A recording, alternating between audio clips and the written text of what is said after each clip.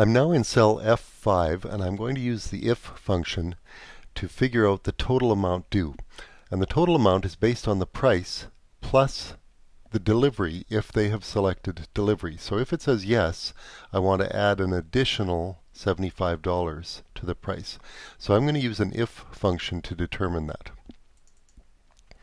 So if this cell, D5, equals, quote, yes, then the price is going to be price, E5, plus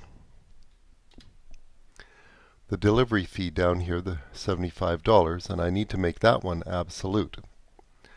Otherwise, if it didn't say yes, it's simply the price.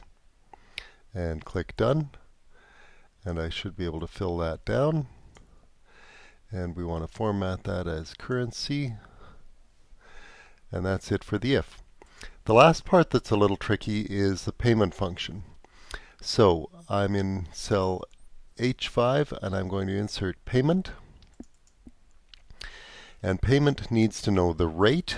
So the rate is going to be the interest rate down here, made absolute. But that's an annual interest rate, and I want a monthly interest rate, so I have to go divided by the 12 down here and make that absolute. N per is the number of payments, so that's my 3 years times